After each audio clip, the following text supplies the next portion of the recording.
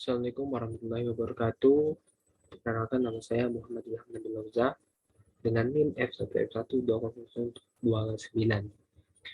Di sini saya akan menjelaskan tentang isolasi senyawa terpenoid dalam mata kuliah Fitokimia 2.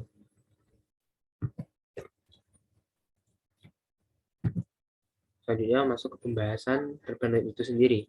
Nah, terpenoid ini merupakan senyawa organik yang berasal dari penggabungan dua atau lebih unit isopren secara kepala ekor melalui biosintesa asam asetat dan asam mevalonat.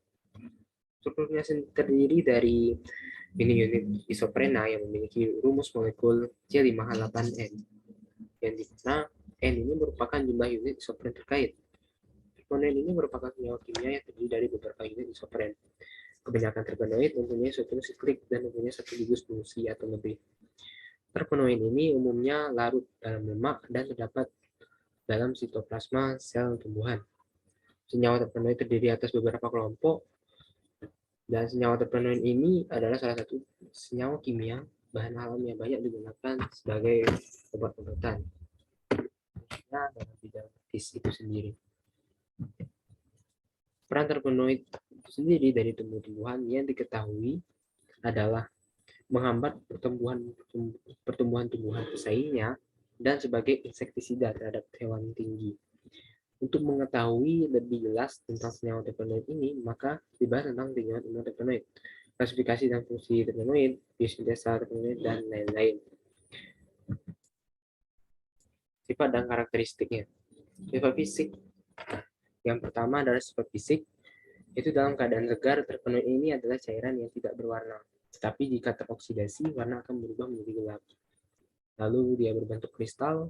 Lalu yang ketiga ada monoterpenoid memiliki sifat khas yang menguap. Yang artinya ini adalah turunan dari terpenoid itu sendiri yang memiliki sifat khas yang mudah menguap. Dan titik leleh tinggi, kebanyakan optik aktif, kerapatan lebih kecil dari air, larut dalam pelarut organik yang tidak jenuh dengan bentuk rantai terbuka. Sifat kimia. Sifat kimia dari terpenoid ini adalah larut dalam lemak dan terdapat dalam sitoplasma sel tumbuhan. Lalu diekstraksi dan dipisahkan secara kromatografi dengan eter minyak bumi. Penyemprotan dengan asam sulfat pekat diteruskan dengan pemanasan. Lalu yang keempat, pasangan isomer dapat terisolasi dari tumbuhan itu sendiri.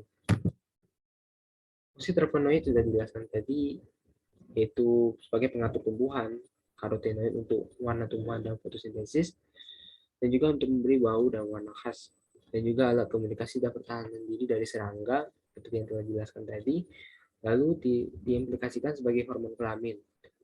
Lalu ada phytoaleskin sebagai antibakteri pada saat terinfeksi mikroorganisme patogen.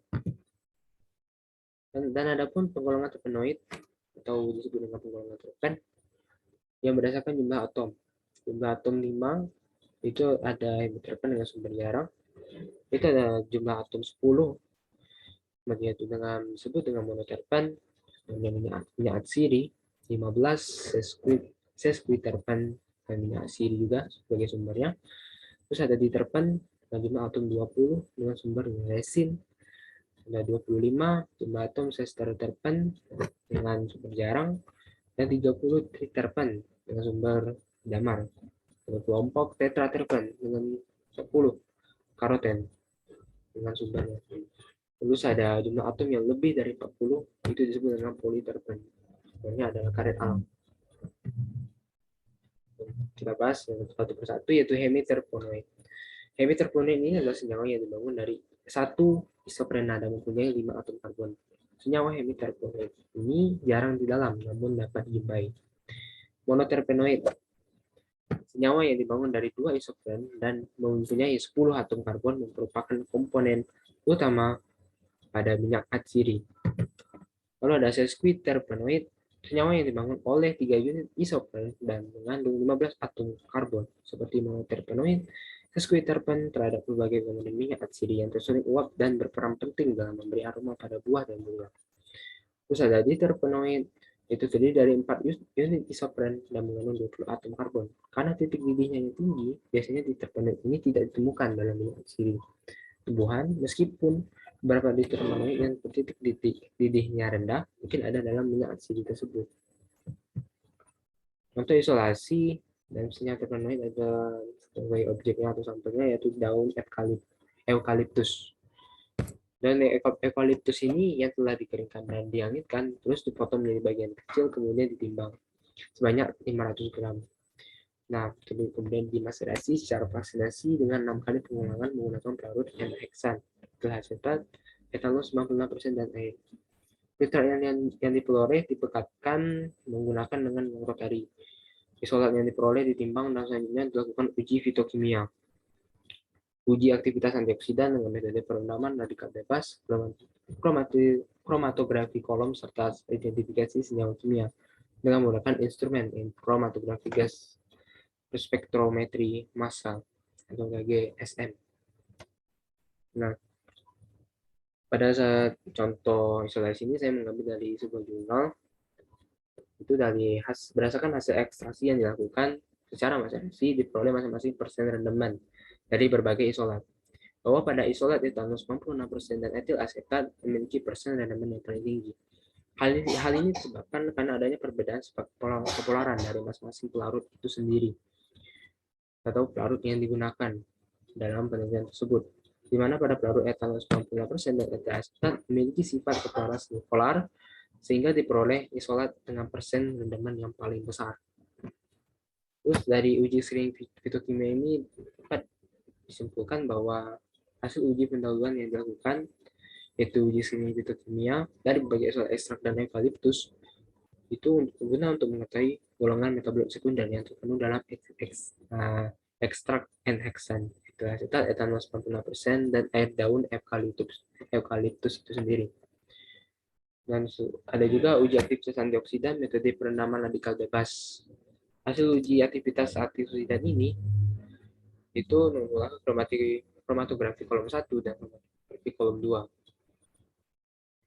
Hasil uji aktivitas ini menunjukkan bahwa ekstrak asetat dan etanol memiliki persen hambatan besar, di mana semakin besar nilai presentasi inhibisi sampel, maka semakin tinggi aktivitas antioksidannya. Proses ini inhibisi diperkirakan terjadi ketika radikal DPPH bereaksi dengan senyawa antioksidan melalui pengambilan hidrogen. Lanjut, terus ada uji aktivitas antioksidan dengan menggunakan metode perendaman radikal bebas tadi. Diamati berdasarkan dari hilangnya warna ungu menjadi warna kuning atau akibat terhapusnya DPPH oleh antioksidan. Terus kromatografi kolom untuk ekstrak etil asetat dan etil asetat memberikan 7 fraksi.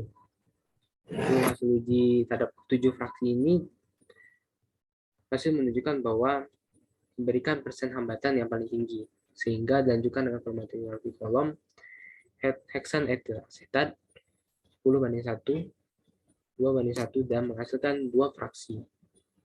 Hasil uji antioksidan terhadap kedua fraksi ini tidak memberikan antioksidan yang tinggi atau kurang aktif.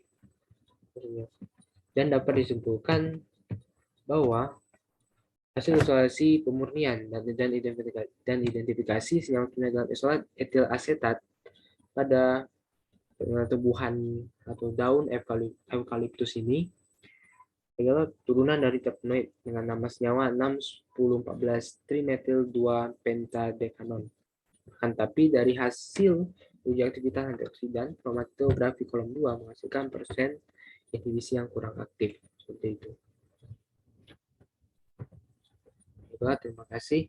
Ini yang saya sampaikan. Mudah-mudahan bermanfaat bagi kita semua. Wassalamualaikum warahmatullahi wabarakatuh.